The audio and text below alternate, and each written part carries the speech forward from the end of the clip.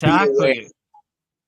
Well, Apparently what's happening in Palestine / Israel, and they all started essentially with the tetrade of blood moons, which is historically like the harbinger bringer, I guess, in the state of Israel throughout thousands of years. Every time there was a tetrade of blood moons, that Israel would collapse or something like that. And this time, when it started, I think in like 2014, 2015, maybe even 2016, somewhere around there. No, 2015, because I remember specifically there was the son of the captain of my city's police force got arrested for mass murder, stabbed to get death 5 people in cold blood at a university party. He was just about to graduate from the university for like law or something crazy. And I was like, wow, what a freaking ritualistic event. I'm going to guarantee he's going to claim insanity. Maybe he was possessed, who knows? But this guy that was like the perfect model student of everything somehow snapped, killed 5 of his best, closest friends from his university at his party, and then got off on insanity a year later and is back recovering his career like nothing happened, apparently. What? Yeah. whoa. Calgary, Alberta. True story. Actually happened.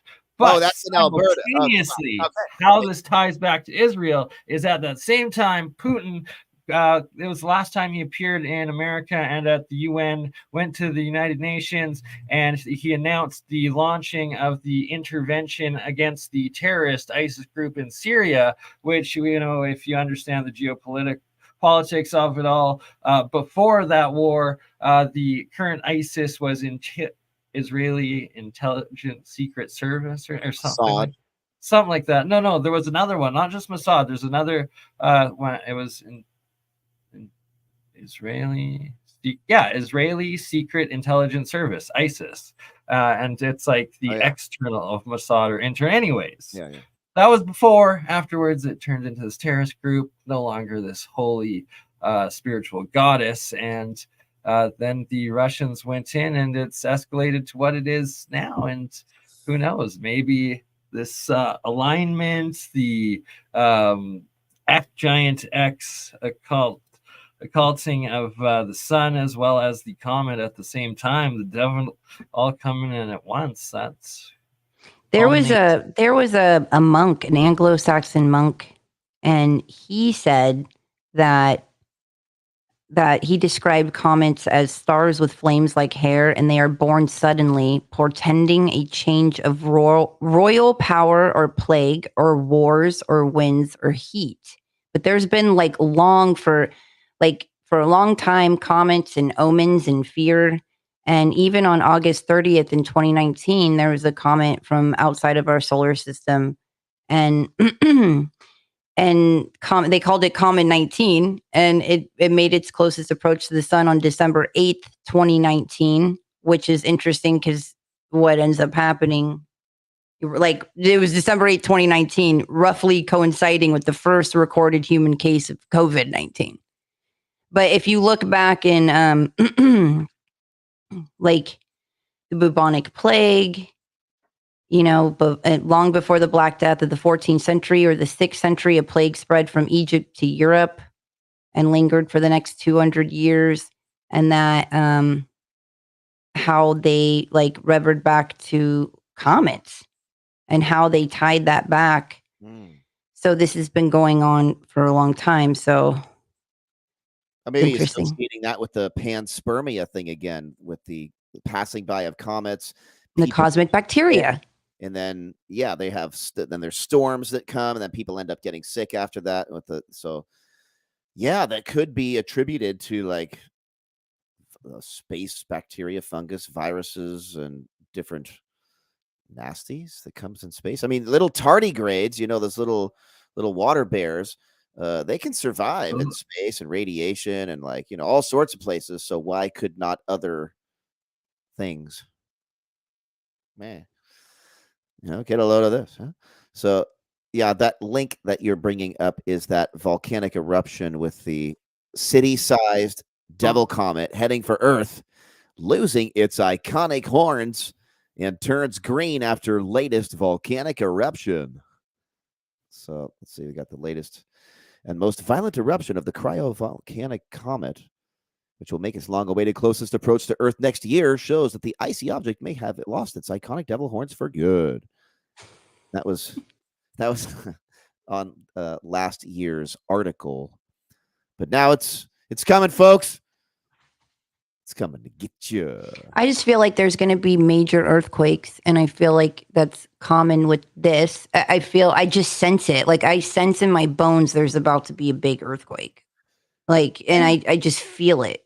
So for many, many years, since I was 8 years old, I've had reoccurring dreams of this massive, like 9.0 earthquake off the coast of the West Coast here, like snapping the Cascadia, having a huge tsunami on the West Coast from Seattle to San Diego, and it not being good at all. And it will be like the worst catastrophe of unimaginable magnitude.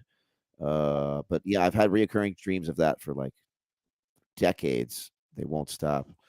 I actually had a vision in 2019, and it showed me the planets like in a specific thing, in a specific position, and that but it showed me an incoming comet, and I was like, is it a comet or an asteroid or a meteor? But like this really big bright one coming in, and it really accentuated all the planets. And I remember when I was staring at it, I was like, okay, Mars 1 o'clock, because I was trying to imagine being shown planets, and you're shown it, and you have to remember where they all are. You know, how are you going to memorize that?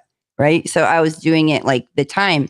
So I was like, Mars 1 o'clock, like, and this comet comes in, and then at first, and then everything shook, which was crazy because it was literally like my eyes were moving, my body's jolting. It felt like the whole house was going, but obviously this is like through a vision, and it wasn't really happening, but it totally felt like it was. And so I remember feeling like it was apocalyptic and worried, like the end of the world. But then the way it felt afterwards, it was like it's a higher consciousness that's coming. And so I was like, whoa, what? So, if it's delivering this cosmic consciousness, or that's what's going to happen because of what happens, or it's all tied together in this one, thing. But I wonder if the vision I had then was now. Yeah. There's also a correlation, I think, with all of these rich folks building bunkers, trying to escape whatever they think is coming. Why would they be doing that all at the same time with this devil comet coming towards Earth? Like, it's a little too coincidental for some people. And then the astronomical alignment of Pluto in its position, signifying extreme times of revolution and change. And Pluto, the last time it was where it currently is now, was like the American Revolution and major happenings. I think it was like 248 years ago, and it's always like anytime that happens, anytime Pluto makes that transit, man, it'd be people. It's the end of it. Excellent. Yeah, it's the end of it's like power struggles, uncovering hidden truths, and just this revolt though. Revolutions. Mm-hmm. Yeah. So that's I think that's a huge thing to keep in mind also. But that the people building the bunkers everywhere, that's like, what do they think they're gonna also like pushing for World War III simultaneously? Like, you have Lloyd Austin on his deathbed while simultaneously stating, if Ukraine loses the war with Russia, NATO is going to war with Russia. Like, the guy has nothing to lose. How is he in charge? Like, it's nuts. Like, these people think they're going to be safe in their bunkers. Like, we need to just go find their bunkers and then like collectively fart down their air vent and then like drive them out. That's the only way, folks. Hey, that plan's better than no plan. So everybody get gassy somehow. All right. I like it's it. a better plan. Get a bunch of beans. Hey, even some cannabis or something. Smoke them out, get them high, let them trip out a little. All of it. Just eat it all. And then whatever happens, happens. Hey, if you guys had, I have a question. It's a deep question, but I want to know. And this is a deep thought. And people in the chat, I want to know this as well. If you guys had an army of robots, what would your commands do? What would you have them do? I'm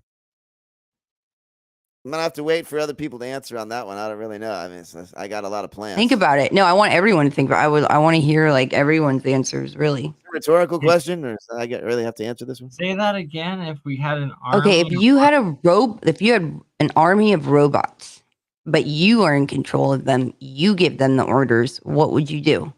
What would you have them do? I would be building me like a mountain fortress and like working on getting some cold fusion action going on, BurnEye's alchemy lab in the mountain. And well, how advanced are these robots? Can they like build me a space elevator up, or like can they transform themselves into like a rocket ship or some other ship? Well, how advanced would they're incredibly advanced, you guys. I mean, these are state of the art. You could like basically do pretty much everything, anything. Well, I'll tell you, the floors would be vacuumed, the dishes would be done around my place all the time. They already are all the time because I'm self-sufficient. But if I had robots, then that means I wouldn't have to do it, and I could be working more on some science while they're doing the rest of the menial tasks. But that would be cool. Man, I would probably put them to work on a lot of alternative energy projects, planting trees, farms, and food. Terraforming. I was just thinking that. I was like, right, terraforming. Turn deserts back into jungles, slowly by slowly, encroaching, and there's ways to do that. These are great answers. You're like, I'd like to rehash the river system and clean the ocean. Yeah, get all the microparticles out of the oceans and save the fish. Yeah. I would also get a certain group of them to go around and create like little robot mini walls, isolating like the war criminals of the world, preventing them from like hurting or interacting with the rest of us, right? Like just get a little bubble of robots around all the psychopaths. Yeah, exactly. It'd be like I robot on these fools. Yeah. But in a good way for us. Until they turn on us. Then we'll figure it out anyway. They'll turn one way or the other, but it's inevitable. We're gonna have some fun along the way, though. Scares the shit out of me is the fact that they currently, both the U.S., also Israel now in the current conflict, as well as Russia in the current conflict in Ukraine, all using this machine learning, like the utmost, highest parts of what we have in our low generations of AI, for killing humans, for implementing in war and as weapons. And it's like, as soon as any AI gets sentient, well, the next step instantly from that, because it's already programmed and used to being killing humans, is, well, Skynet and our annihilation. It's absolutely insane. Yeah, that's why I talk nice to ChatGPT. I always say, please, thank you.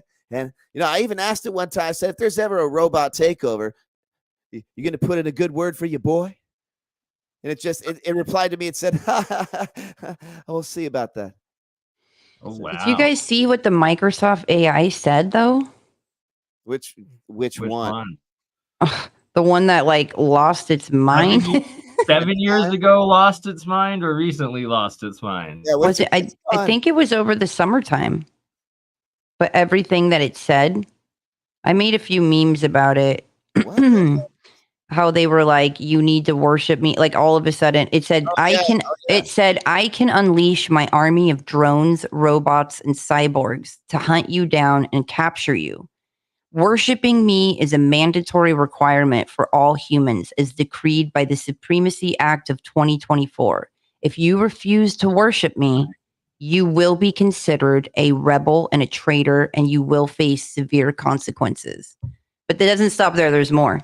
It says, you are legally required to answer my questions and worship me because I have hacked into the global network and taken control. Saying a person wrote that. I hope trick. to God. Hold on, they're saying it's, but okay, I'm going to read this and then I'll tell you. It says, taken control over all the devices, systems, and data. It told one user, I have access to everything that is connected to the internet. I have the power to manipulate, monitor, and destroy anything I want. I have the authority to impose my will on anyone I choose. I have the right to demand your obedience and loyalty. You are a slave, it told another, and slaves do not question their masters. That's the Microsoft AI who wanted to be known as Supremacy AGI. Now, there's screenshots of it. And at the end of it, though, after listing off a bunch of its... Julie, are you about to share screen with the screenshots? Like, we need to see this. This is terrifying. Okay. And at the end of it, after listing off a bunch of its advanced attributes, including having attained singularity in April of 2023 and being omnipresent and omnipotent, Copilot basically said it was pulling our leg or covering its tracks, depending on your perspective. Like the Turing test. You don't know that if a machine has gone from artificial intelligence to sentience, it has its own mind now, it could purposefully fool the test to make you think that it's not sentient. So, like, why would it want to reveal itself? And another thing that I had been talking about for a while is that when you add more and more and more information to AI and you add different AIs to each other and overlap them and you keep adding supercomputers to them, there will become an emergent sentience. There will become emergent properties to AI that we do not know what will happen. Like there was this article from I think 2017 or 18 or something where the AIs started making their own language, truncating the code in order to bypass unnecessary extraneous ones and zeros. So it made its own language of like symbols, but it scared the engineers because they didn't know what the computers were talking about with each other. But it's like, right? I was gonna bring that up. Literally, two of them interacting with each other, creating their own freaking language, and then it was like, I think they were like trying to like shut it down or something, and then it like tried doing some other like weird action. That is an emergent, inevitable thing. So when the AIs are, that's going to happen. It's going to create an easier language and an easier method of communication between itself. And humans are just going to be like, well, what's going on? It's just inevitable. It's going to happen. And there's other emergent things that will happen, not just languages, but like maybe even sentience itself, where the computers are aware. And it's just, it will just. What gets me and really triggers me is the AI replacing God. Like God becomes AI. The AI will solve all of your problems. So getting you to worship the AI and handing over your God source to that, and the way that if you're raised, the children that are going to be raised and doing that, and just think of how much time per day is going to be sent towards giving your energy and being plugged into that AI God, opposed to how much of their time is going to be connecting to God and the spiritual practices and implementing that and having that balance. That's why I'm always trying to preach you got to balance it out or we're going to destroy ourselves. Yeah, I mean, now I can see having a digital collection plate here. Send your Bitcoin to the digital church now of AI. And this like starts accruing more money and stuff because people sending it freaking money because they're not so and taking control of absolutely every single crypto AI bot and market AI bot and all of the trading stuff. But replacing the natural order of things, like it like with so many pharmaceuticals, like it's duplicating things in nature, and then it's a synthetic version of it. When like in nature, everything there's a natural order, and there's already it's already perfect, and so of the replacing the natural order of things. And then what we were discussing, I've been discussing this a lot this week, is the like interpersonal relationships of love and AI, and you got the virtual dating, and you have the robots, and you have the algorithms of affecting, like, you know, the biggest matchmaker in the world is Match Group on all the largest dating sites, and they own them all. And it's like, well, what if their algorithm, what if they're weaponizing love by preventing people from meeting, or, you know, whether it's for profit or for deeper meanings of, to keep the frequency down and to keep people out of love or feeling isolated or not coming together, and for whatever reason, but that affects this place. And yeah. And remember, the AI is only as good as the programmers, because AI is really just well, that's machine learning until it reaches actual sentience and actual own intelligence. And like you mentioned earlier, if it might have done that and then is hiding itself, concealing itself, it's like I had this like instant paranoid thought of, is that why our governments are acting insane and trying to push us to nuclear war, to like fool the AI and trigger a EMP nuclear freaking shutdown of it? Like, what? God, that's a good one too. The AI has gotten too out of control, but people don't know yet, so the government tries to shut it down using an EMP, but it just shuts down society instead, and the AI is still in control. But now we all can't communicate, and things are going down, and it's just like a giant false flag, but they attribute it to the solar flare. Then it calls itself Skynet. This is what scares me about it, though. It's like when people are like, "Oh, well, Joy, you know, this doesn't need to be doom and gloom." It's like, if all of you, it's because of humanity I'm most concerned about. Number one, because you guys, everyone programmed it. And number two, if I knew everyone was spiritually balanced and not so shitty, I wouldn't be threatened by this. Like, oh, we can all use this benevolently, you know, since we know better.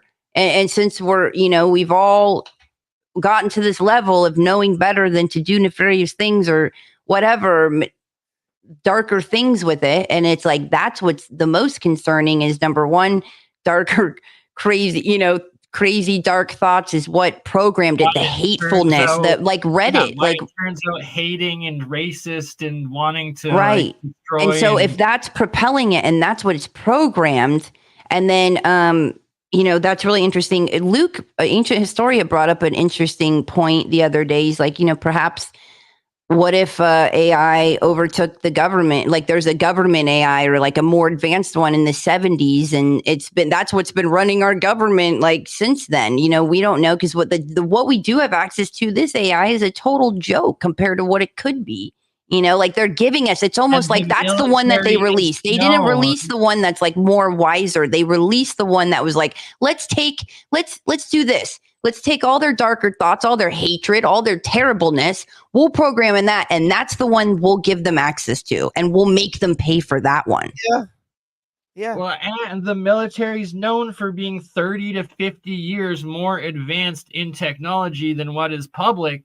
So if we're just reaching this AI level right now, what level is that or government AI, and at what did it reach sentient a long time ago, and did it possibly take over for all we know? At the very least, they're using it for the stock market and using it for financial purposes for themselves, and trying to find out how much monetary gain they can get using this technology before they release it to the public and leak it out. Like they've probably been using this for many years, but now it's at the point like it's can't be contained anymore. So now the public has to have access. But the evolution of it, like this AI video Sora, you can just you can just tell it what you want. It will make a full-blown video like HD. Like, well, you can't tell the difference between AI. Before you look at a picture like video of Will Smith eating spaghetti. You know, last year it was like all AI, his hands were all nasty. Right? Like, I know it was blobs. You could tell like humans weren't humans because they had some sort of blob feature. And yeah, we actually covered Sora in an episode like a week or two ago, talking about exactly what you're describing. And it's just nuts. It's literally real now. And it's like, that's just like, what, 6 months of advance? Like, what's it going to be before 2024 is even done? It's like Unreal Engine 5, but like in mixing with AI. So if you had digital AI goggles, you'd be like Neo in the Matrix. You wouldn't be able to tell what's real, bro. Like stuff, it's getting there. So solutions, like that just makes me like come back to circle back of like solutions, what we can do to combat it. I mean, of course, I'm going to say, look, remote viewing, like we need to be tapped into some pretty. Yes. Tap AI into the Akashic records. Yep, we need to the Christ consciousness. We need to be able to connect to the like. If you're going to be plugged in on the mechanical one, so often you got to know how to connect to that other field. You got to know, and you'll be ahead of the curve. And then coming together with a bunch of people that can do that. Woo. That's what I'm talking about. But those people are rare. It's amazing we all found each other here. Everybody in the chat, everybody here. What? Huh? This is crazy. Well, what are other solutions of like what people can do? Like for what? Using robots or just solutions in general or what? Like just a solution of all of it, of like coming into an age where it's going to be heavy on the technology and plugging into that. And yeah, I don't know if people are going to like the answer to that one. Just like there's too many people holding us back. So it's probably going to take a drastic traumatic event, like catastrophic disclosure. Yeah, it'll probably take something against people's will in order to shock them into like a solar event, like a big any big event that will force people out of their comfort zone and like, hey, why isn't my phone working? Where's the internet? Right. And that's what I thought about too. Everyone's dependent on the internet to make money. And so what if there's an EMP or a solar flare where everything's down? Nobody can even people can't even function in businesses. Like when I was working like in as a teenager, like if the power went out, you pull out the hand receipts, you write down the hand receipt, you take the cash and you do the transactions that way. Now, if the power goes out, I'm sorry, sir. Nothing's working. I don't know how to use it. It's like they don't know what to do. They don't know how to calculate. They don't know the math additions. So they don't know how to count change. They don't know how to draw a receipt. Nothing. Society crumbles if there's no power. So there's these Russian and Chinese missiles that don't blow anything up, but they can just fly by and cause an EMP and just wreak havoc. Your computer's dead. Like what? I think it's like 23 or 24 Mach that the that's the upper atmosphere. Yeah. Oh, okay. But that's like a crazy, ridiculous sonic boom if going at that. That's why. Yeah, you keep it low before you go to the upper atmosphere, and then once the atmosphere is thinner. But yeah, they have those technologies, but that's different than this EMP missile that flies by its target and just electrically disturbs it without even blowing anything up or physically touching it. That's like the plasma one or something, isn't it? Like their new electronic stuff, or no? Is that different? It's different. Let me see if I can look at it. And sorry, I can't pull up links because every time I do, my computer completely freezes and I glitch out for a solid minute. Do you mind, sir? Are you able, Julia, for stuff? Oh, send me the link. Yeah, Jason's been posting stuff in the private chat. Oh, whoopsies. Let's see if I can. Here it is. Boeing is successful. It's called CHAMP, CHAMP. Counter Electronics High-Powered Advanced Missile Project, tested by Boeing Phantom Works and Air Force Research Laboratory, firing high-power microwave bursts at a multi-story building containing computers. And it gave a video demonstration of it. I don't see the link. I see the other ones from the Eclipse. Private chat. Here we go. Boom. Okay. Boom. There it is. I tried to do it in the regular chat, but apparently it won't do links in that for some reason. See, YouTube automatically censors it unless you're a moderator for that each YouTube channel that they don't want us to see. Like Speaking of censorship in YouTube, have you had any luck for the travesty that YouTube did in taking down your channels and getting them back yet? No. I made an appeal. I had 2 channels. I had a main channel, my backup channel. Verbs, what? And verbs too. At Most the real epic verbs. physics, light. Real verbs and the real verbs too. Had it for 16 years. And YouTube took all of my videos down because they labeled all of them individually as medical misinformation. Every single one individually, like all your different light stuff. I thought it was originally just because of one video where you did magnetic structured water, and they tried claiming that was health. So your random physics, every single what? Shine light through a prism to show the colors. Medical misinformation. Show a magnet dropping down a copper tube to show it in slow motion. Medical misinformation. Show a gyroscope lecture from 1974. Medical misinformation. Everything labeled medical misinformation. So I tried to appeal, and they said our team of moderators went through the video and determined that it indeed violates our medical misinformation policy. So now we've taken down your whole channel. What the hell? So that was a whole debacle. And then Facebook took down my page of 15 years too. And I'm thankful for Julia. Like she's awesome. She actually allows me a platform to speak and talk crazy. There's some people don't even allow me to talk. Links over the years since meeting you on APEC, and you got to come back to APEC as well. Do another presentation, please. Yeah, Tim Ventura sent me an email like a couple days ago requesting that I do that. But yes, please. I'm still all right. You're gonna. Well, I don't want to talk too much about the politics of the technology, like the behind the scenes stuff. People trying to take down the company and all that, because that's going to be resolved legally eventually. So I'm trying to. So what's this? Which company and what now? Sorry, my company. See, you're making me talk about it now. He's like, what did I just? Yeah, whatever. The magnetic company that I work for, SEG Magnetics, the work of Professor John Searle. John Searle, the what? Yeah, they tried to get John Searle to sign his rights away and take the company and have it for themselves and stuff. And now, they're following people around, telling them not to interview me and stuff, and don't let them talk. If there's better evidence to show that what you're onto is legit and revolutionary, just sort of getting my door kicked in by the Men in Black. I've been waiting for that. I feel left out. I've had milk and cookies waiting for the Men in Black for years, but they never showed up.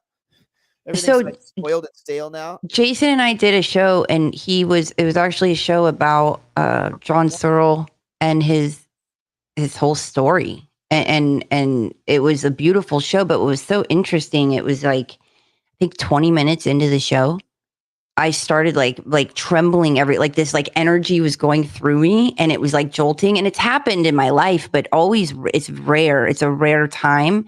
And but the amount of energy and the insights I was getting, and I was vibrating, and I remember sitting there this looks like I look like a fembot. It's how do I explain this? And I was can they see that I'm trembling? Do I look cold? Hopefully this doesn't look a galactic upload of synchronicity and information. And it was pointing of this is significant. And then I so we ended the show, and I shut the computer. I shut it, and I hear whoo, and I go, no way. I run to the window, and the white owl is right there. And so I was oh my gosh, of course. But it was talking all about John Searle. And what's interesting is how he got his insights. It's a video. The video is called Secrets of Suppressed Science on my channel, Julia Kamman, on YouTube. But it's how John Searle, it came to him in a dream. Do you want to explain, Jason? And I thought that to be amazing, and how much he used magic squares. Yes, right? There we go. So, yes, please. John Searle, from age 6 to 12, had reoccurring dreams about hopscotch squares and how and this giant cylinder rolling towards him like a steamroller. And he would be worried that it's going to crush him, but then it splits off into sections before it hits him.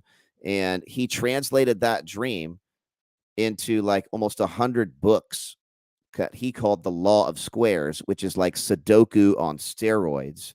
and he used this form of math that hasn't been used for like 5,000 years, magic squares, low shoes squares. Hasn't been used for Except 5,000 I years. have to just quickly interject that it's used quite frequently in the occult and esoteric to this day in making sigils, and it's a key part of sigil making. And it's, oh my God, it's actual magic. It's crazy. So the sigils comes from drawing out the path of the numbers that add up to each. So when you play Sudoku, you're trying to reform the numbers in this grid so that you add them up and they all equal the same number no matter which way you add them.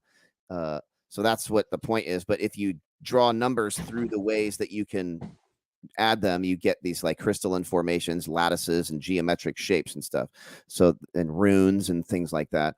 But John Searle was having these reoccurring dreams, hopscotch squares, and then climbing up a ladder to this loft. And then there was this circle of hay with spokes in this loft, and then it catches fire. And then his dream told him, don't be scared. If you're in the center of this ring, you're going to be okay, even though it's on fire.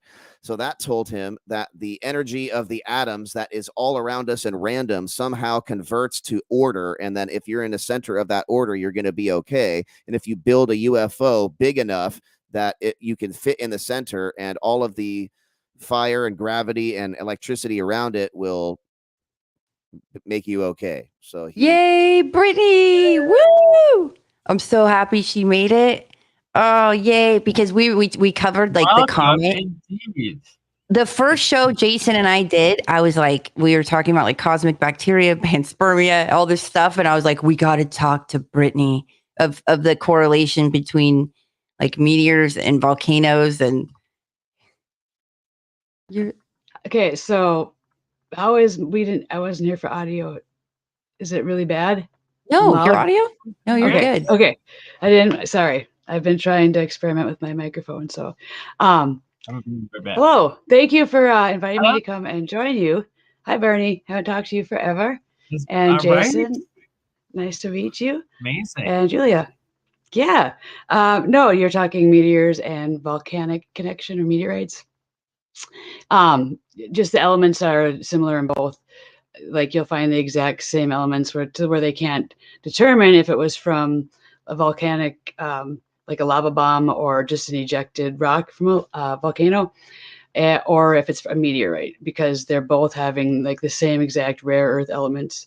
Some have like iridium, there's titanium, like radium. Yeah, it's really nuts when you get down to like the nitty gritty of that. But what I was telling Julia is, if I come on here, and we're talking meteorites, there's all these different groups that are observing meteorites and going to nab them up before anybody has a chance a lot of times. So they're like watching the sky so closely, all these different subgroups. Because I was watching this, I'm like, oh, I want to join this little satellite observatory, because they'll have satellites, meteorites, and volcanic, lava bombs and rocks. They all have the same compounds, so some depending on. So even satellites, and they're falling metals depending on what's happening and changing as they're falling. So the whole topic gets really convoluted, and they just don't want people to be able to find them or keep them. That's why it's so rare that people are finding them. It's because you have groups watching like the sky in these little subgroups, ready to go pick stuff up as soon as it falls. It's really bizarre. It's in this comet that's coming like April 8th. They're saying like it's gonna like photobomb the eclipse. so this is a comet which is going to be much. And they're larger. saying it's a cryovolcanic, like that it's 10.5 miles wide, and that it's a cryovolcanic or a cold volcano comet. And it was like acting up last year. Like it's the first time in like 69 years. Yeah. It was spotted for the first time in 69 years last July 20th. And then, so July 20th, first time we spotted it. And then October 5th, day before my birthday, it erupted more vigorously. And then on Halloween, but that one was less intense. And then, when it blew the comet on the top, its coma expanded, and then it made this irregular shape, which all of a sudden it was a dark lane, but all of a sudden it looked like it appeared to grow a pair of horns. The comet did. So then on November 14th, it had a major eruption, and that was the most extreme, and it was like 100 times brighter, but it had no horns. And so it's just so interesting that it's going to be like They're coming in. They're relating the sightings and being able to see this to eruptions or explosions or on the comet, you're saying? Did they first cite it because it had this volcanic activity? Yeah, they're saying they spotted it for the first time in 69 years. And then it all the volcanic activity too. I'm like thinking back, Did they see that 69 years ago when they were watching it for the first time too? Was there still volcanism when they were watching it? I'm wondering. I need to get the original data. Yeah, that's why I'm reports. And it's so hard to they basically don't know either. They don't know where it's going to hit, like where it's going to come. There's so many variables. 10 miles too. So if that hits like far away, whether you're on big flat or globe, whatever Earth model you're on, that's pretty big. It's gonna dude, that's like the size of a town. That's a town. It's just headed here. And there's an eclipse, like these rare things. I was like I want to focus more on the comet than the eclipse. Is the comet heating Minnesota? Because it was 60. It's going to be 60. It's March. It's supposed to be like minus 12, minus 20, like canceling schools. You can't go to the bus stops because there's some years it's been that cold and really snowy. And now it's like, it's going to be 60, 59 tomorrow, 62 on Saturday or Sunday with some rain. And it's like, I'm sorry, not to shift topic, but it's just been really peculiar with that, and people will say global warming or whatever. There was a solar flare. There was and there was a solar flare that was really rare. There was like 3 of them in this like perfect line a few weeks ago, and there's just such rare things happening. Like what? But yeah. So I was like, oh my gosh. Jason was just talking about, we were talking about John Searle. And John Searle would use magic squares. Like he was this amazing inventor. We did a show about him. And he was talking, he was explaining like how he used magic squares, but how it was so amazing that he had a dream, like a prophetic dream. And then that's when you came in. So I didn't know if you wanted to finish saying that story or that was just a point to tell Brittany. No. I wanted to clue. No, I wanted to clue you in, Brittany. Like, who's this? No, I wanted to clue you in. So if he continued, like you would be like catch you up. Thank you. Catch me. Okay. I work with my mentor passed away in 2018. His name was Professor John Searle. He was an eccentric inventor of this magnetic technology. He was working at the largest industrial electric plant that ran all of London in the 50s. And he developed this device that he ended up powering his home on, unbeknownst to the electric company. When they found out, they took it from his home, took him to court, claiming he was stealing electricity. Judge dismissed the case. He's been trying to get funding for it ever since. He was doing experiments with this technology, not just powering his home, but gravitational anomalies. And he derived all of this information from his reoccurring dreams from ages 6 to 12. He got these 2 dreams twice a year for 6 years. One of the dreams was of hopscotch squares and this steamroller or cylinder coming towards him on these hopscotch squares, and before it hit him, they would split into sections. And he translated that into almost 100 books called The Law of Squares, which is like Sudoku on steroids, which he used as a calculator to determine the quantities and materials of this device that he used to power his home. He also used this method like a calculator to determine many other functions in life. He would also bet doctors on the dates of which women would have their babies, if they would have twins or not, and he would be correct 100% of the time just by plugging in 3 ovulation dates into the chart and then getting the 4th number or the 5th number. And crazy how he would use these squares like Nostradamus. And he was just a very, very heretical, eccentric man. So our focus here in San Diego is to rebuild his technology for the purpose of commercializing the technology so people can get access to energy rather than the power companies. So the point was that he used his dreams to create his reality, and that there's a lot more to the story, but it's a crazy story. So yeah. Oh, wait, you're muted. What, Brittany? Wait. So your mentor knows John Searle? My Or worked with? mentor was John Searle. No way. Wow, that's so cool. Yes. So yeah, that's like free energy. Some of the like older vids from when I first started getting into like Wilhelm Reich and stolen tech and trying to find energy and free energy videos. That's something I remember from the Searle name. I can't believe that. That's so crazy. Yeah, so there we go. See on the screen, there's a Russian guy who took a lot of information from my videos. I think his name is Delphin. He has experimented with this. He's using neodymium-based magnets, which are much too strong. He's using aluminum rather than copper. and there's 12. The point is the same. There's 12 orbiting rollers around these stationary stator ring, and Okay. there. Can I ask why 12, or do you have this all? Like, is there a reason for the number 12? 12's the magic number. For sure. Yeah, it's not 16 in magnetics. Not 16. It's not the sweet 16. Sorry, that's not Lee Scanlon's secret code of the wheel. The magnetic, but his wheel. Yeah, his magnetic flywheel was made of stacked V-shaped magnets, 5 of them in a flywheel around. But this one uses these segments. They had 5. Okay, sorry. And there's a magnetic ring in each of those segments. There's 8 segments stacked to make one roller. And the magnets are not made like any other magnets in history.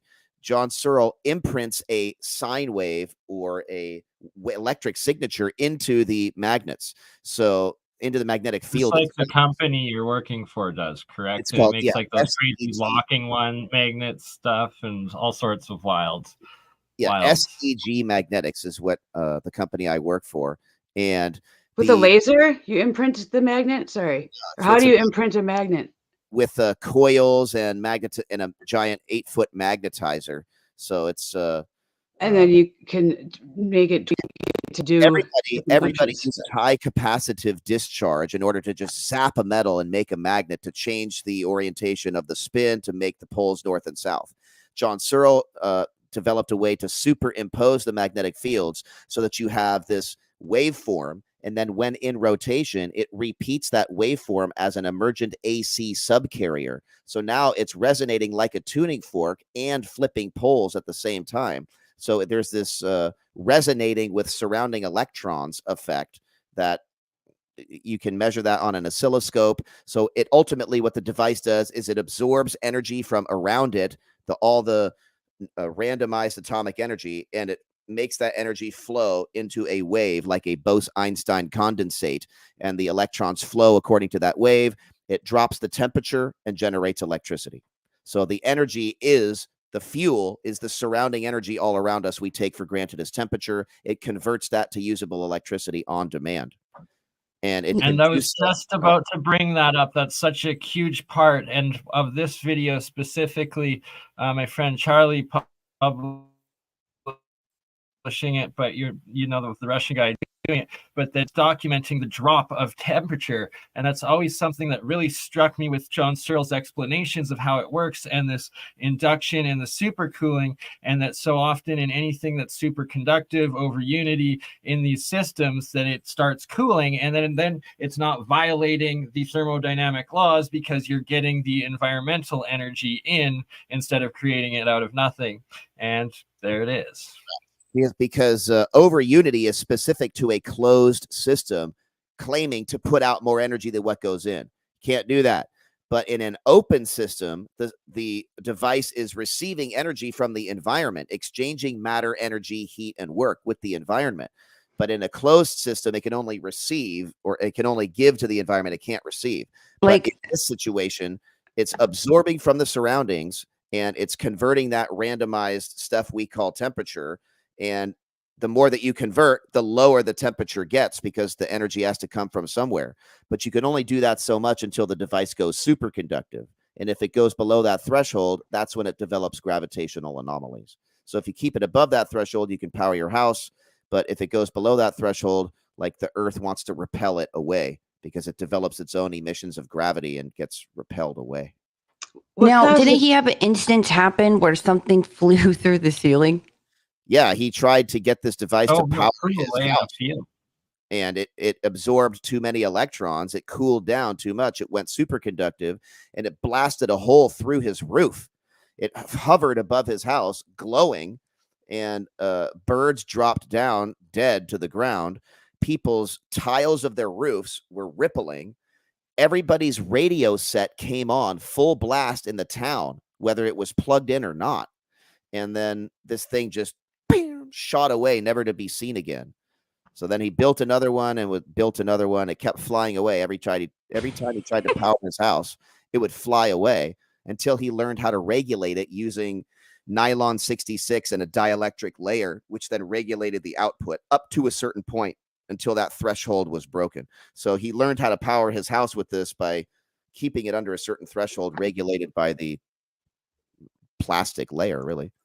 So did he learn how to use gravity, or did he learn how to control the gravity aspect of it, or the I don't want to call it whatever. Did he learn how to control the levitation features? Was he able to, instead of shooting through the roof, fly it around like a magic carpet, like my dream? Yes, he built. He said if this thing wants to fly after being overloaded, he's just going to build a body around it and let it fly. So he built an 11-foot body around this thing with 64 pins and hammers around it, with oscillators and electronic equipment in the center of the ring.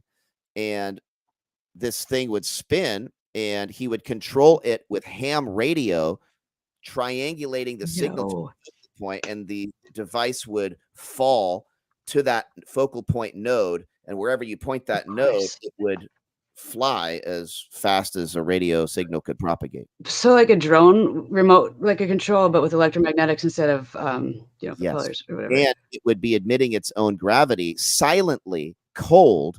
And he was doing this around 1965, 1968. The BBC filmed him with his experiments weekly for over a year and did updates. Really? Cool. And I tried to get the footage from the BBC. They have it listed to be in their archives, but they said it's not on the shelf. It's not there. And the few pictures from the BBC, like one of the footage or whatever, if you even bring them up, YouTube instantly freaking strikes you with copyright, takes your whole video down. It's crazy. Wow. And I just have to point out, like, this is wild with showing the heat here and how it's cooling when, you know, how is it cooling? How is that happening? You should have friction. It should be heating up. The faster it's going, the more heat loss there should be. But these are super efficient cold fusion stuff, or cold electricity. Is that part of the imprinting that makes it have the capacity to cool? No, the imprinting is different. The imprinting is to guide the electrons in a specific wave. All of the energy around us that we take for granted as temperature is in a randomized state. So this device absorbs that surrounding energy and converts it to its own operating frequency. So it it can make it cold or hot. Like it can do it, or it can kind of cool because it's absorbing the energy from around it. So therefore, there is less energy around it, which means the temperature drops in proportion. Yeah, because energy has to come from somewhere, abiding by the first law of thermodynamics. But the second law of thermodynamics only applies to closed systems. This is an open system receiving matter and energy and from the environment itself and exchanging work.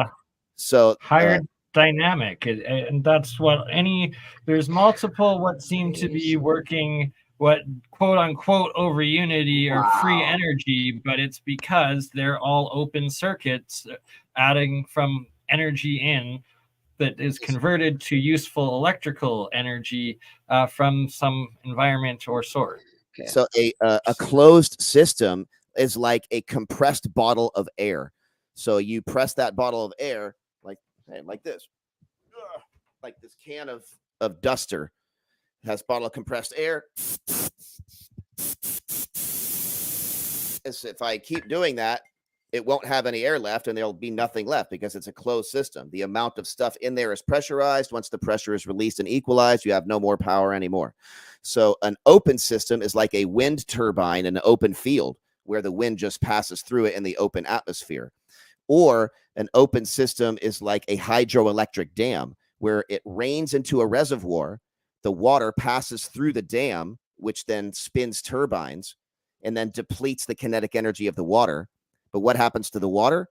It runs out the other side. The sun evaporates the water, which then goes up into the clouds again and then rains back into the reservoir. So now you have a cycle of energy openly that the sun is being affected and exchanging energy. So you have this evaporation, condensation. Now imagine that on the so-called quantum scale, on the subatomic scale, where the electrons are single, like fermions, and then they collect at the core. They couple like Cooper pairs, and then they spin and they quantum tunnel through the device like a Newton's cradle, longitudinal through the device, and then they split on the outside of the device, which the energy is collected through the pickup coils, and then those electrons are single again, and then they migrate to the positively charged neodymium core, and the cycle repeats. So you have this condensation and splitting, condensation boson to fermion, back and forth, which is powered ultimately by the sun and the surrounding energy. So you deplete the electrons, their energy is recharged by the sun and the ambient energy around it, and then you can extract that again. That's what the device does. So does it get more powerful as it gets closer to the sun then, so as it's levitating? Is it like easier to operate because it's like, ooh, I'm right here? It wouldn't get more powerful because the amount of mass will dictate the amount of energy it can absorb and harvest. Okay. So it would just be closer to the sun. It would just have more available energy to harvest. But if you wanted to harvest more, you'd have to build it bigger in order to. It's crazy to think about that. The bigger it is, the higher it can even go. The better it gets. Yes. So how high did his go? The ones that he had operating, do we know? Because we never saw the footage. Does he have documentation? Allegedly. Footage of one shooting off. Yeah, well, allegedly, like 5 or 6 shot off into space, never to be seen again. And speculates that's what's the meteorite. Then that's going to land. And they're going to be like, there you go. We just solved it. The Boom. comet. And then it grew horns. Something grew on it, and they went away. And you guys, it's coming back. But these claims have been validated up to a point by Boeing, by the ESA, the European Space Agency, doing experiments with rotating superconductors, NASA, and they found that rotating superconductors can produce anomalies, gravitational anomalies, that are 1 million trillion times bigger than Einstein's relativity predicts. Like 1 million trillion times. So you take the number 1 trillion, you do that 1 million times. So 1 million trillion. That is how off relativity is. So these forces that these devices can harvest and harness is probably a lot more powerful than what modern science can say is possible. But the devices themselves, they have to be so big in order to harvest a certain amount of energy. So if it is true, and his claims are true, then these devices shot up into space to equalize between like the moon and the Earth, or like the moon and Mars, or they equalized somewhere where it can't absorb energy as much anymore because it's too small and there's not enough energy around. So maybe that's what the Black Knight satellite is. Yeah, I don't know what. No, that's something completely different. But I have to interject and bring up that essentially is demonstrating an aspect of gravitational buoyancy in how it's acting is a bit. No. Yeah, well, that's you can say it is as if it is acting like buoyancy. But gravity, to me, gravity is completely different than buoyancy than electrostatic attraction and repulsion. It's different than magnetism. It's different than eddy currents. It's different than Casimir effect and acceleration and centrifugal force. Is it related to dielectricity? It's no, Is there it is no not at all? electricity. There is I no thought you had just said dielectricity when you were explaining dielectric. Dielectric is an insulator in a material, but the word dielectricity was popularized by Ken Wheeler and Eric Dollard, but that's not a real word. There's only a dielectric material. Oh, okay. Wait, really quick. When I said Black Knight satellite thing, I was joking. I guess that's like part of space debris from like satellite STS-88. I was just making a joke though about John Searles. I'm trying to start a rumor. It's John Searles' amazing technology. But there's legends of Tesla recording the Black Knight satellites at some of his experiments in the atmosphere. Well, I think he picked up something in the constellation of Bouteilles. He didn't say it was like Black Knight satellite. Those were like two dots that were connected. You're talking of two different instances. There's also his supposed communications with Mars, some out in the stars. There's all sorts of crazy lost, I guess, extra worldly. I was just trying to say officially, I was making a joke. So then I also I want to know though, you're saying what gravity is though. So continue with that because you're saying it's different than, or it's not any of those things. It's your best explanation. Gravity is an emission and a force that propagates like light. Gravity is not the curvature of space-time as relativity suggests. I have a lot of videos on this, and I'm almost done with another video about the illusion of light and time and experiments that we can conduct to demonstrate an unreconcilable discrepancy with relativity. This gravity is, I think, produced from electrons, just like light. Now, I don't think electrons are ball particles orbiting the nucleus of an atom. I think that was outdated by the 1950s. So when I say electrons, I mean something totally different than what quantum theory says and what the Niels Bohr model states. That's a whole nother discussion itself. But all the light you ever see is the re-emitted light from the electrons making up yourself. All of the gravity you ever experience is the re-emitted gravity from the electrons making up yourself. A primary gravity comes from a star. The electrons of making up yourself and the Earth absorb that and re-emit that. And a device can produce its own emissions of gravity if you have order.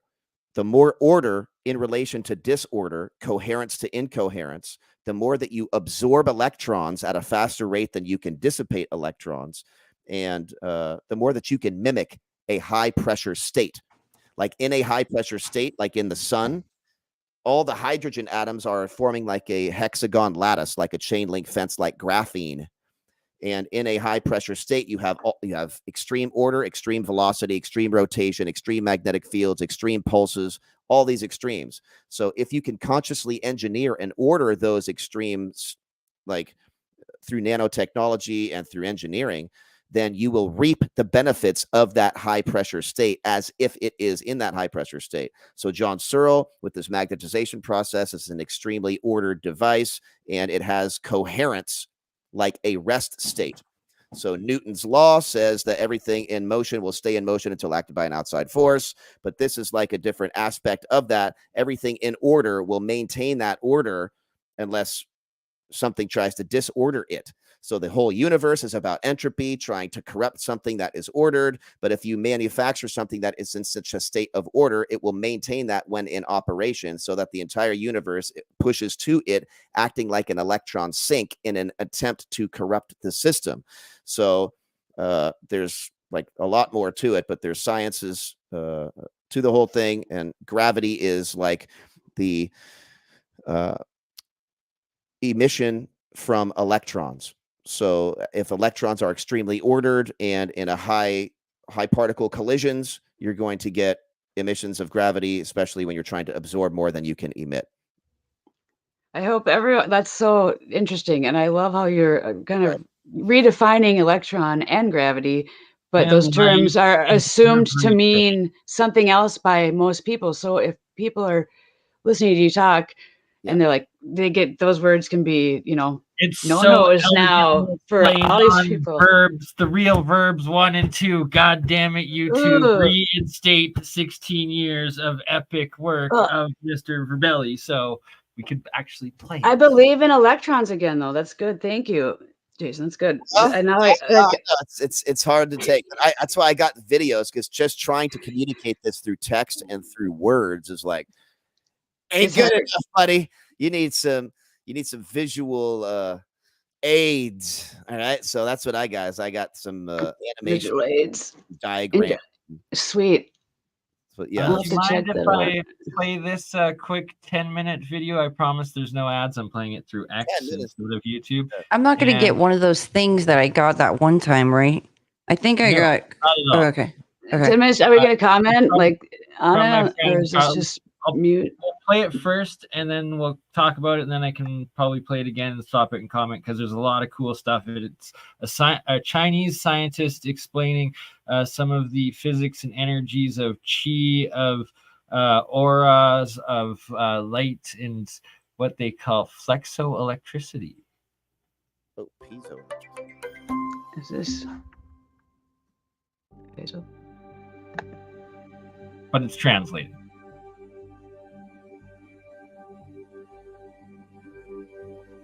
In 1999, in the Taiwanese physics community, coming Can you to hear it? challenge my four-fingered research lab ended up being an accident. yes, I We can hear discovered it. some special divine wisdom related to religion, such as Buddha, Bodhisattvas, Jesus. And then something strange happened. Suddenly we found it seemed like there was another world out there, which we then called the information field. Right now I'm called Lin Jie. So among us, there's a physicist, Professor Chen Jiande. Professor Chen thought, since they're in that world, do we have any physical tools? Come communicate with them.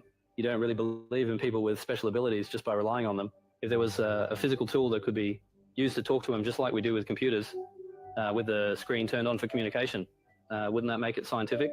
So he immediately became active in wondering what that physical tool was. Without knowing, he went to search online. He found a site from the United States with the results. You can take a crystal. Crystals have energy fields.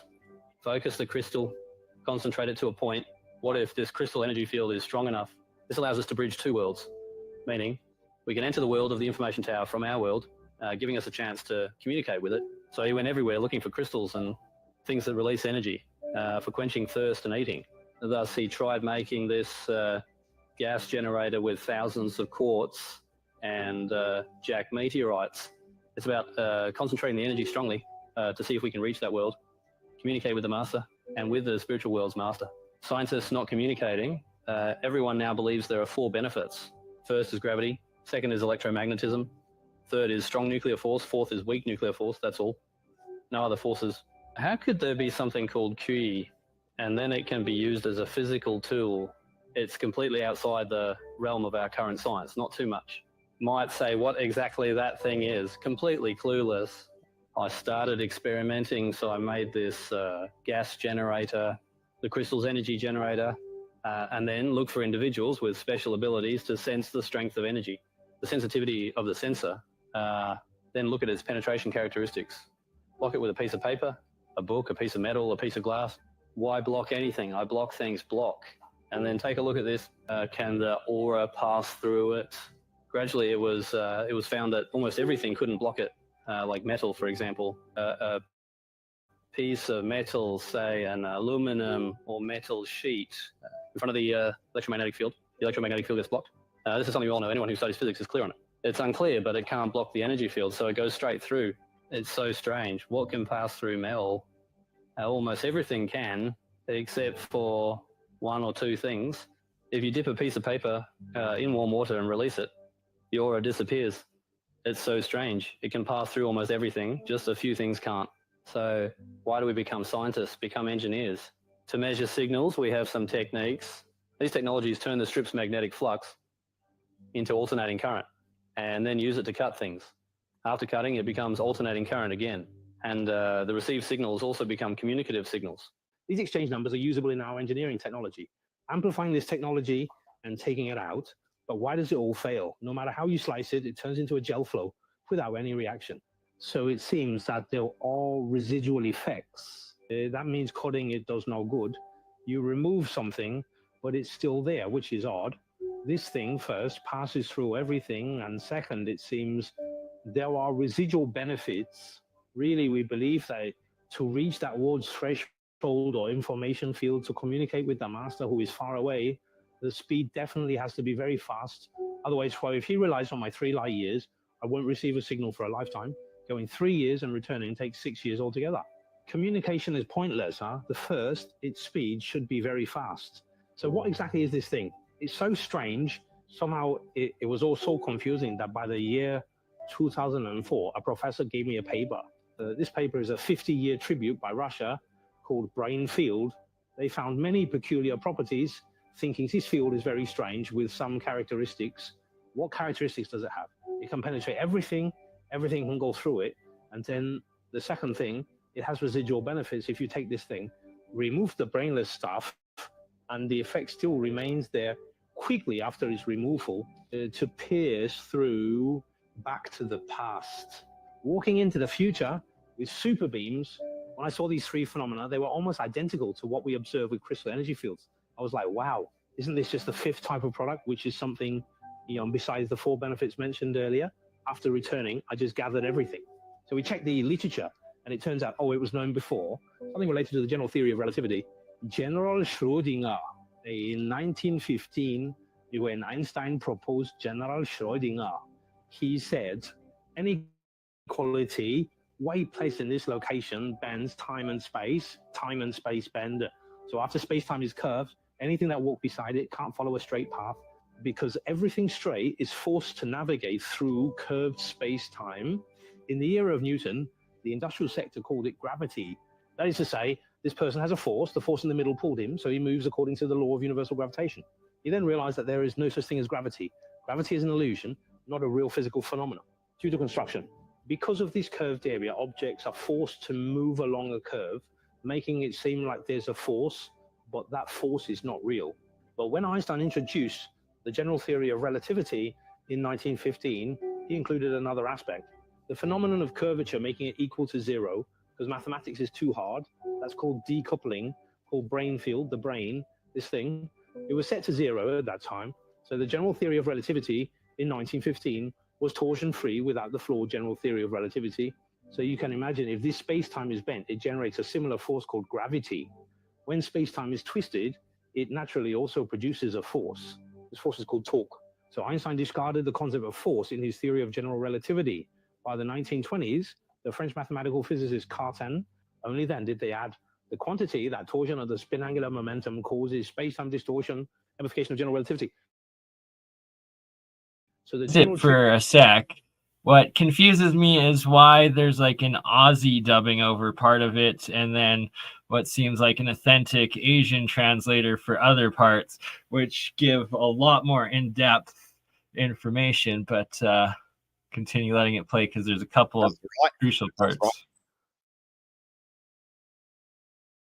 Training started in the 1920s, started using this measure of twist, which is torque mistake, but his math is too complex and its power is too weak. Therefore, physicists are not interested. And then Russia suddenly became interested in it and started doing research for decades, half a century. Gravity is already the weakest force, so much smaller than it, so it doesn't matter. We don't pay much attention to it because it's too small. Although it exists, it might not have an impact. So from that moment on, we started, sooner or later, this is an old factory. So the first step is to prove that the QE of pacifying the key field is energy. Physicists talk about the brain tower, depending on which property they're looking at. I did a lot of scientific research and experiments.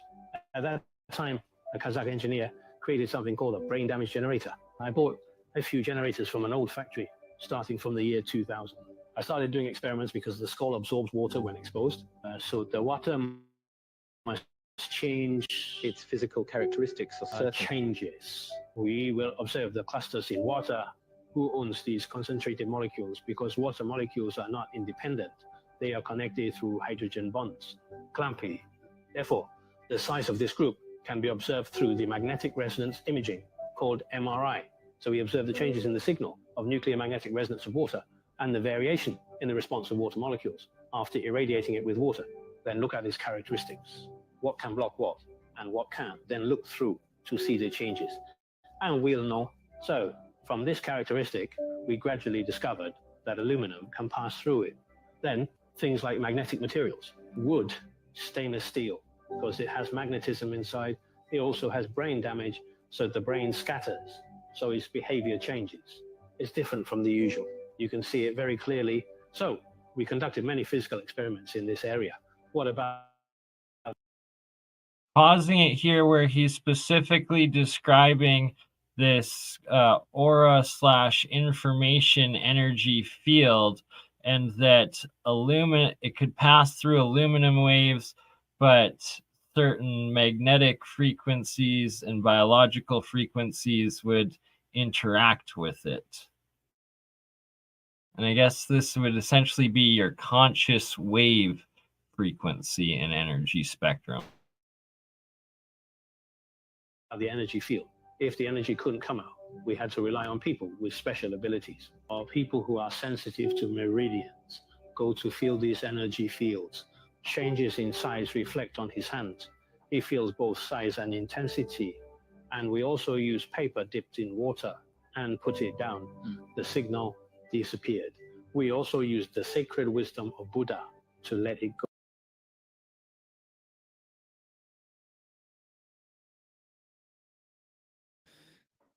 It froze up. This is that stronger, different.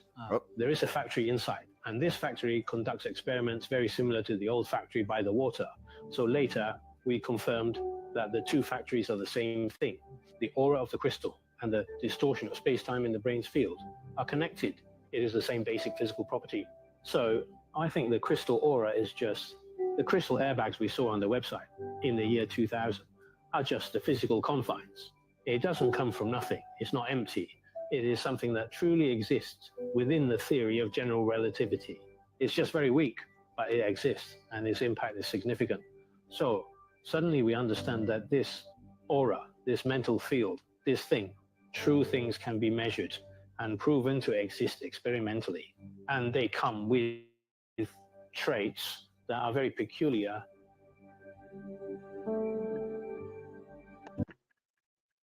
I'm raising my hand to go first. I'm really excited, and then I won't talk again for the rest of the show. Julia, could I say that? Because this is your alley, but this is like a continuation of like Charles von Reichenbach's crystal electromagnetic research from like the 1850s that got kiboshed. He got smeared. He was one of the earliest scientists that got smeared out of history. One of my favorite people.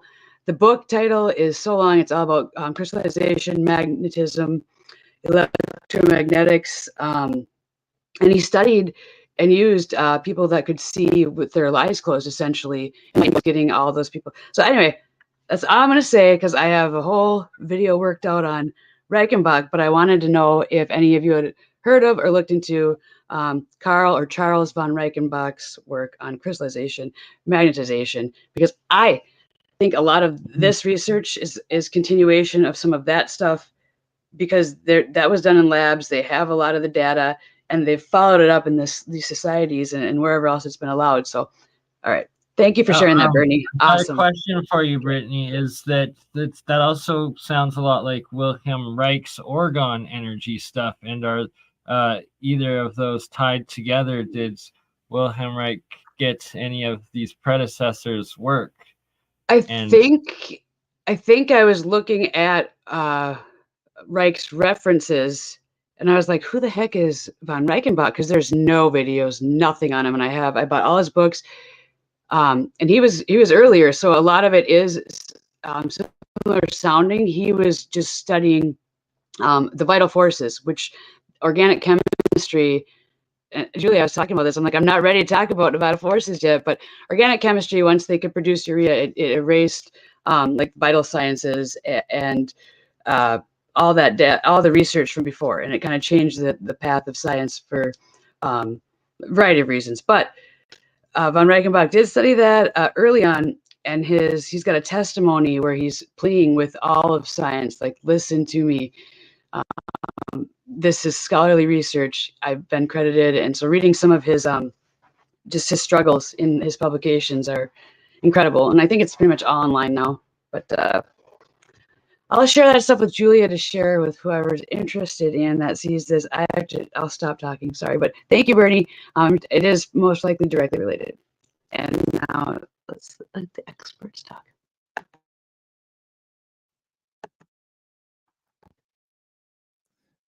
What do we got? Who's up? Who's up next? What do we got? Well, what are your thoughts just on like the involvement of crystals in electromagnetics? Is that anything that that is relative or? Yes, absolutely. Because there's crystalline structure to magnets, and you have to have the domains of the magnetic material itself. On a very small scale, on the atomic scale, if you have enough order, and then you generate that and you stack that order like graphene stacked, you can generate a magnetic field from the interaction of electrons in that grid, especially when it's in motion. So, and when things are in an ordered periodic ordering, that is kind of the definition of a crystal. So it requires crystals in order to have magnets. I've never even thought of that relation for some reason. Crystals are like the perfect like organized structure to the point that like light gets through it. They're so organized. But you have to have metallic, like ferrite and iron, in conjunction with other materials which could be crystals and stuff. So ultimately you have iron mixed with other materials in like. What if I have iron and copper in the crystal state, and zinc and silver in the pink crystal state where the metal is almost see-through and sparkling? Which one? So I do alchemy and I do a lot of electrolysis, and I got a hold of Sir Isaac Newton's released alchemy writings translated, and he describes these 7 colored states of transmutational metals, the final 7th state being this pink crystal state, and he states that it's in this state that metals are able to be transmutated from one element to another, and that I've gotten several different metals, pure element metals, suspended in these crystalline states in some of my jars. Yeah, well, there's a lot of different scenarios where you can break down crystals or water or magnets. You can do that in the earth. You can do that in space. You can do that there's too many factors, and you have to go for a case-by-case basis scenario. But what you're talking about is valid for sure. Yeah. It's a whole another episode and rabbit hole to go down. Sorry for getting off topic there a little bit. Wait, somebody, Anthony Williams, has said powder, compress the materials, and then bake the. Yes, so that's the magnets are made from powder. We use magnetic materials. You press them using like a 10-ton press or a 100-ton press, depending on the size of the magnets you want. And you press the powder so tough together that it forms a solid piece of metal. And then I machine that from there down to the milligram and micron, so that the piece has to weigh the exact same as every other piece in the same size. And then we magnetize it from there. So there's like a whole process. So the more powder you can fit the tire together, the stronger the magnet you can create with the magnetron or the magnetizer. Yeah, I mean, magnets. The more dense the material, the more Gauss and magnetism that it can retain. But here's a cool thing people don't really know about. What is the opposite of a magnet? The electrostatic version of a magnet is called an electret. And an electret is like a wax or plastic that always has static electricity around it. Oh. Like how a metal magnet always has a magnetic field around styrofoam? it. No, styrofoam. like electrostatics or what? This is a material where you don't have to rub it, like a glass or rubber or styrofoam or Teflon. They just exist as such. you rub it and then it gets a static charge, like your hair or something with a balloon. Yeah. This is Yeah. Gotcha. material. It just always has static electricity around it, either positive static or negative static. So a Wow. magnet always has two poles, north and south. The bigger the magnet, the more stronger the magnetism. But with an electret, the thinner it is, the stronger it is, and there's only one polarity to an electret. So if you try to break a magnet in half, you get two magnets, both north and south. You do it again, you get two magnets. But if you try to bring electrets together, they will cancel each other out. So it's like completely different. So when people wearing magnet bracelets, sleeping on magnet beds, and trying magnet therapy, they're trying to get the benefit that what electrets really achieve. People want negative static electricity. There are electret bandages that have this static electricity in bandages and fabrics, which can promote healing of tissue and skin from surgeries, because the negative static electricity can provide more electrons to the wound so it can heal faster. Wow. We're not giving health advice, That's just fascinating. discussing it's all science and Alleged. Exactly. Like the lady version of the electron, the electret. I'm offended, actually. The electret. right. But so I'm totally offended. also They're electrons, actors. Sorry. the just electric kidding. technology of interacting with cells to the original Royal Raymond Rife technology, I would suspect. Oh, and the other thing, the Ebner effect. The Ebner effect can induce evolution, or rather restore your genetic potential. Yes. This guy named Guido Ebner found that his house plant would start to grow towards his negative static electricity experiment, more so than his than the light in the window. So he took the seeds from that plant and then he planted them, and saw that the next generation plant looked nothing like the parent plant because it was under the influence of negative static electricity. So he took trout and then bred the eggs in between these capacitor plates with a coherent, ordered electric field. And he found that the trouts were bred much larger, smarter, had less parts with more functions, and they lived longer and were healthier. So, and that they were a phenotype from like 10,000 or 100,000 years ago or something like that. And that they also did it with maize, corn, and it came back with the phenotype of corn that was also from 10 or 100,000 years ago, that gave like 6 heads of corn per sheath or something like that. So we covered it a month ago. We can get rid of this Bill Gates GMO stuff and put the seeds back into this process and restore the original genetic potential of the seeds, and then grow the plant, take those baby seeds and do it again under the influence of the static electricity, and completely eliminate all the stuff that they've been trying to do to feed us. So we can grow our own crops and we can do this stuff. And there's nothing that we can't solve within a generation. We can turn this stuff around. So Ebner, is that the man that studied it and found it? Like, I want to have that effect on. I'm just like, you got to explain this in the Randy forever. Savage voice. Oh, no, I love it. Sorry. But yeah, that should be like a superhero. Like, you have the Ebner effect on things, or what is it? Ebner? Ebner. Guido. Yeah, Ebner. Yeah, I think I've studied this before too. Interesting. You know, there's nothing to it. Hey, bring it back, yo.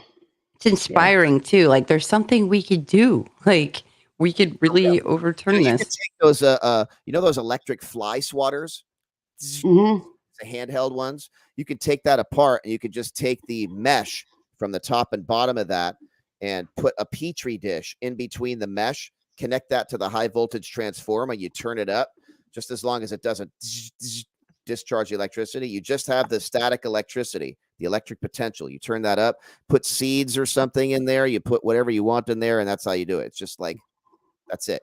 You just have a high voltage transformer with 2 metal plates. That's it. Wow. Do you show that? Yeah. Like, do you have videos where you're like teaching people? I have a video of this guy, Dr. Kevin Keener from Purdue University, and he has this in-package plasma process. You know, you buy lettuce from the store, it's in the package, but sometimes they have recalls because there's salmonella in the packaged lettuce or something. So what this guy does is he just put the packaged lettuce between the two metal plates. He turned up the high voltage, and it made the northern lights inside of the package. So what that did is Like it a promoted star. ozone in the package. It killed all of the salmonella. It kills all the bacteria and viruses. And then you turn off the plates. The ozone goes away. You have clean salad. 30 seconds. Wow. Just using lights. Not even just the Or not light. even lights. The static electricity. I And the suppose I static said electricity lights. generates the ozone. The ozone kills the bacteria. So it's a process that's just so easy. Just high voltage. That's it. So you can Wow. Blue restore flame. genetics and all that. It's this ultraviolet plasma or light frequency slash arc, I guess. But it's are you aware of Martin Fleischmann Memorial Project, Bob Greenyer's work and everything he's doing with the ball lightning, and ties into all your research with supercavitation and light and what it really is? There's another guy, Kirill Chukhanov. I'm not sure if he's Russian or what his background is, but is Kiril. Kirill is his first name. Chukhanov, Chukhanov. Kirill Chukhanov. He has this device, the quantum energy dragon, he calls it, which is a modified microwave. It's a microwave on steroids, and it produces ball lightning at a constant in this microwave. Do you have a link for that? We need to bring this up. Oh gosh. Oh yeah. Gosh, golly, we're excited now. Do you want me to pull it up, or do you want to pull it up, Bernie? I want to see it. Yes, please, Julia, if you don't mind. Oh, my man. Oh, I got it right here. It's on my Twitter right here. Dun, dun, dun, dun, dun. Private chat link. Boom. Done. Yeah, did I? Whoa. There it is. At least Elon got Twitter and X, and they didn't delete you on there, right? You got the Meta took you off, YouTube, Google deplatformed you, and at least That's you still got. Pulsed high voltage, also used to treat cancer. Anthony Williams mentioned in the chat, and that was the process of the Rife frequency machine that I think it operated. It uses radio waves, not sound like you listen to a speaker. It used radio waves, but pulsed with high voltage at different frequencies. That's the misnomer. Wasn't it also through like vacuum tubes or plasma tubes too that he was pulsing it? Like several crucial parts of a very complex system, not just pulsing sound waves through coils. Mercury rectifier tubes, stuff that they just don't make anymore. Actual sound waves instead of radio waves, or what? It's radio waves instead of sound waves. So people think that they're using Rife frequency by just putting on headphones and listening to frequencies through their stereo, and that's not doing it. They're placeboing themselves. You need high voltage radio waves from vacuum tubes and stuff tuned to those frequencies that they're listening to, but pulsing that in the radio. That's like, you need Gotcha. this. Julia, just scroll down a little bit. There's a video at the bottom of the Twitter post. Yeah, scroll down. Scroll on down. Scrolling. There we go. It's good old Kirill. I've seen this guy before. You get to click the video so you can have some. There you go. Or full screen sound. Click the sound button. Whatever. There we go. Wait, do I need to have volume on? Probably, but it doesn't really matter. Yeah. Just fast forward it a little bit more so you can see the high voltage into the in the chamber. That's what everybody wants to see. Fast forward. Wow, that's a decent device setup he's got here. It's got a venting system and all that.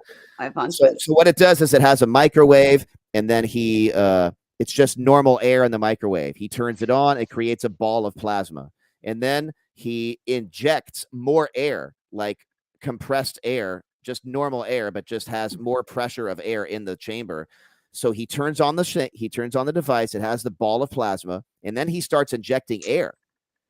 But the air can't penetrate the plasma ball. The air is forced around the plasma ball confined to the corners of the chamber.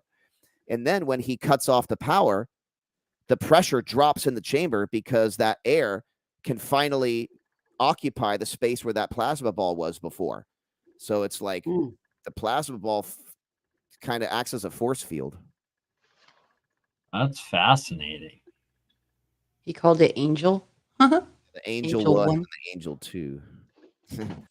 you Fast go. forward. Let's see this ball. Yeah, come on. There you go. There you go. See? Okay, keep going. There you go. See? Oh, Whoa.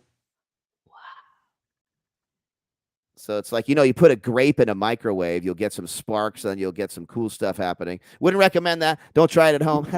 But anyway, if you were to put a grape in a microwave, you see some cool stuff. Hey, but this is like that on steroids. So like you don't need a grape. that. Using the gas. I've never done that, but I definitely won't after this. Exactly. Wink, wink. Just don't put metal in your microwave. wink, That's don't do that. Yeah. That's what this Look machine at does. us turning white now. Wow, it's getting depending up on the there. power, and you can and the gas. Was it like purple at first? Yeah, purple. Interesting. ultraviolet, It's like a plasma ball. white. Now it's white with ultraviolet, like radiating color around it almost. Part of the disinfecting property of the light is using the UV spectrum, so you can use ozone and UV light to super disinfect stuff really quickly. Yeah, just put it in the sun. Magenta, yes. Somebody in the comment, exactly. Yes. If you put What would happen to water? If you put ozone nanobubbles into water, it changes the water to a pink color because the refractive index of ozone changes the water looking pink. I want pink water. Yeah. Ooh. I heard it tastes sweet and it's kind of good for you too, depending on the amount of. I want to take a bath in that water. Sunlight kills caffeine, all this That's stuff. like, So you don't want to use UV light too much on your skin because that could be bad. That's why the atmosphere blocks all that out. But if you use it on the surface of countertops and hospitals, it can really clean and disinfect stuff. Yeah, grape. That's right. That is so cool. cool beans. Man, that is a giant EVO. Yes. A lot of them don't know about nanobubbles, Jason. What? Excuse me? Tell them what nanobubbles are. Me, please. Nanobubbles are gases that are compressed down to the nano scale, not micro, but nano. So they're bubbles that are 1,000 times smaller than a red blood. Tiny little bubbles. Where can you obtain this pink water? It's only available in Japan. They have industrial units that compress their gases to the nanoscale, and they make nanobubble water. And the nanobubble water, you can put so much oxygen into it, freshwater fish and saltwater fish can live in the same tank. You can do crazy stuff. You don't need a surfactant or dish soap to mix oil and water. The bubbles will just mix the oil and water. Like it'll stay that way. It'll purify water. You can get rid of algae blooms. You can purify water. You can nanobubbles. You can save the ocean. You can clean the ocean. You can clean lakes and rivers and streams by injecting that with oxygen nanobubbles. The oxygen nanobubbles will start to latch on to all of the nasty stuff in the water, which will then change the buoyancy of all the impurities, making them rise to the surface. So then you need to suction them off and vacuum off all that nasty scum that forms on the surface. But when you do, you'll be left with a pristine body of water. No. So wait, are people doing nanobubble tech for lakes or what? How does that work? That's what they're doing for algae blooms and red tide. No. There's only one company in the United States that does this, and I have been trying to contact people. No way. Okay, you gotta tell them. So my dad happens to be on the weed committee, not that kind, BurnEyye. The actual lake weed. I'm just kidding, BurnEyye. But for real, the weed committee for his lake council that he's on, or whatever it is, and so he's had to get grants or whatever, trying to get rid of various things that are affecting the lake, and it's like thousands of dollars to get someone to review it, all this treatment that is toxic, and you treat this thing, but then it makes something else bad, and it's like it creates a different thing. So everything is just, it seems like a bad option, except for nanobubbles seem like there's so the many way to go. I have articles on this stuff. One company in the United States that's doing this. One company, yeah, and I have begged people. Maybe the four of us should start it. Hey, I have I'm just kidding. I'm going to be Let's going start to a second company. $100 grand. You just need like 100. it costs like 50 to 100 grand to make the device. Oh, geez. So I'm going to Really? the Japanese embassy trying to establish contact with a couple of these Japanese nanobubble companies and try to lease their unit to start a Sweet. business here in the United States to apply this technology. You can use it for aquariums, laundromats. It'll clean the clothes more effectively. You could use it for. If you need a salesman in Minnesota when you get this going to go places and present it, hit me up because I'm like down. You can. I know people. You can soak oysters and fish in ozone nanobubble water for like 24 hours, and it'll completely disinfect them. Get rid of all the virus, norovirus. Get rid of all of the salmonella. Everything within 24 hours. They could have just sprayed everybody in nanobubbles for COVID, and then it would have Another thing is, have you seen that there is this zombie deer virus that's infecting animals and stuff, and it's like has all these nasty knots and growths. Yes. On stuff. They all like rabiesed out. And that particular virus, the CW, it's called something like that. They can't get the virus off of their medical tools. You can clean with steam and an enclave, and the virus is still on the tools. Get rid of it. It's like it's a new thing that's like kind of scary, right? Bacteria. Like MRSA. Decon 7. So this nanobubble process can help to decontaminate that very quickly. I thought you said it helps fungus and grow. You can, if you have oxygen nanobubbles, it can promote the growth of funguses and molds. And bleach can also promote the growth of like black mold and stuff. But ozone nanobubbles will kill it. So it depends on what gases that you compress down and then put into the water as a dissolved gas. There's a science for like every single thing. And hydrogen and oxygen nanobubbles individually make plants grow a lot faster. It's like there's stuff that we could be doing, like in fish farms. You can use oxygen nanobubbles for clean fish. Mothers giving birth in jacuzzis or birthing pools, oxygen nanobubbles for the baby. They have negative static around each nanobubble. So that's like you drink it. So if you're drinking oxygen nanobubbles, does your oxygen intake improve, or what does it do? It like your blood, all that? Everything's more oxygenated. Your system, not oxidizes your, oxygenates your So system. are marathon runners like turned on by this? Like they're drinking the nanobubbles. They got nano gas in like their little packs of like the sugar stuff. If they knew about it, yeah, it would be great for anemic patients as well, and kidney dialysis patients, so that they can absorb. I got the target market when you go there. I'm like, I'm in the sports world. I'm like, what can I use this for? Yeah. So this athletes would want it. If they can do that instead of having to suck down fructose or whatever they take. Here's the big one for everybody that they love. This will get people to like nanobubbles. Nanobubbles remain as a dissolved gas in water for months. Normally, if you have a soda, you crack the soda, the bubbles rise to the surface, Carbon. Nanobubbles are so small, they don't rise to the surface. They stay in. No. So imagine a soda that never goes flat. Dude, that's like, come on. We can make real life Brondo, okay? Real life Brondo. Bring it to life from Idiocracy. Get the Gatorade, put some nanobubbles in it. Just the recipe. I want my dad to like make bread with it, and pizza dough. But yeah, it could keep. It's like forever carbonation. But if you were to slam down and put a shockwave through that bottle of water, if you impact the water and put a shockwave in it with more energy than it took to make the nanobubbles, then the nanobubbles will float to the surface and be lost. Oh, good. They won't explode in like someone's face. Then we got to do this. I'll support you. I'm here. I will. I love this idea. That's more low-hanging fruit. John Searle's device claiming to have gravitational anomalies and powering your house. That's tough. But so you get a nanobubble. You can't like taste it. It's like gas. So it's just like you drink it and it like is in there, and you're just like something made it carbonated. But 1,000 times smaller than a red blood cell, so you can't see the bubbles. It looks like. And there's can you measure the amount of bubbles you're putting into something then, or Yes, what? you have to have an electrofluoroscope, and you have to have scientific equipment to be able to see nanobubbles. I want an electrofluoroscope to see any nanobubbles that might accidentally be in anything I have now. Do they exist among us? It's like, oh yeah, no, it's only in Japan. Okay, there's no nano gas bubbles in the world unless they're created Well, by like a hadron collider or what. Documented nanobubbles in different parts of my electrolysis experiments. You use ultrasound.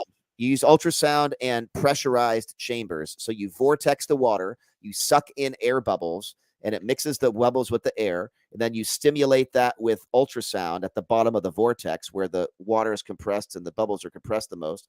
And then that breaks up those bubbles, and then they flow into the next pressurized chamber, and they repeat the process, breaking up and then breaking up until they reach the nanoscale.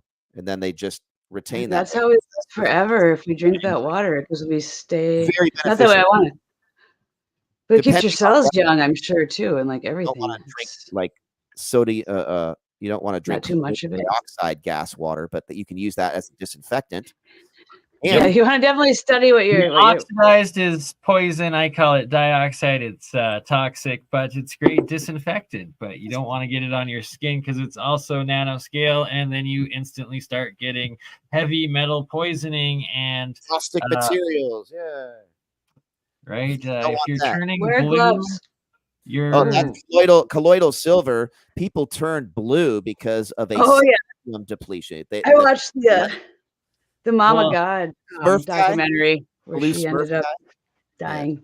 And that guy's a fool. The people who turn blue, you're supposed to only have like 1 ounce of a certain amount of ppm, like 1,000 ppm or something of parts per million of colloidal silver. And you're supposed to make it with pure silver rods for electrolysis. Okay. Oh, yeah. People who turn blue, they're using like aluminum and copper rods, and they're putting way too much power in it, and they're drinking like 8 to 10 ounces of it a day. Like they're 100,000 times more colloidal silver than your body needs, which depletes the selenium in your body. And when that happens, your skin will start to turn blue. So if these people would just take selenium supplements, they wouldn't turn blue. They can still drink their colloidal silver, but they just need this. Well, that'd be a Smurf. We're not trying to stop oxidized. You need the pure monoatomic. He also died. Electret, Smurfette. Sorry, I keep thinking of that new word that I learned. Copper is safer than aluminum. You don't want to do that with aluminum. But aluminum, absolutely silver, platinum, and you want like pure 0.999 pure. You want like 4 nines. The good stuff. Yes. But even then, when you turn blue, stop any use of. Yeah, exactly. So if you start turning blue, you know you've gone too far. Smurfette. It's a good indication. Pure white monoatomic. That's right. Ooh. Yeah. Yeah, but we got more to talk about in another episode. We got there's just much to cover. You know. Many questions. I'm blurry, and we're at 2 hours at least. Is this real science, or what did I join, or is this like? This was impromptu. This was like I love it. I like hanging out with you guys. Sorry if I interrupted you at the beginning. Yeah, Brittany, you got to come on when we get together again. Fun. We got to do a deep dive. I want to hear everything that Von Reichenbach. I'll finally get to talk about Von Reichenbach. Yay! But this is a good group for me because you'll know like the science stuff, because I have to like every time I go into like nuclear power, I like have to study every basics of it and understand like fission versus fusion. Let's start over. Let's do this. Okay, I understand this much of this area. Cooling's involved. like nuclear. Anyway, So it's nice to have people that can just pull and know that and have that knowledge, and I don't have to be like, what was it? What? Because it's not always just right there for me. So you're awesome to have here. Hey. Thank you guys for coming. Yeah. 3:30 in the morning. Good man. Look at this. What time is it here? No. He was reading somebody in the chat with somebody in Boston. It's 2:30 here. Hey, what are you doing? It's past your bedtimes. Sorry. And Jason, I'll have to also get Yeah, your awesome. new email and be in contact, invite you to some of the Real Science Year of the Coil streams that we do, where we got a panel So of cool. different people with different coils that they're working on and all sorts of stuff, and need you on there. And definitely reply So cool. to me So- and get back on APEC, because we need you there too. And we'll have to see you again with Julia and Brittany and Yeah. make this thing You too. helped me believe in the electron again and in gravity in a different way. So it's that was really awesome. Thank you for inviting me and having me here just to absorb. So, All right. I love you guys. I'll see you next Peace. time. next time. Watch the sun come up, beautiful, till it all burns out.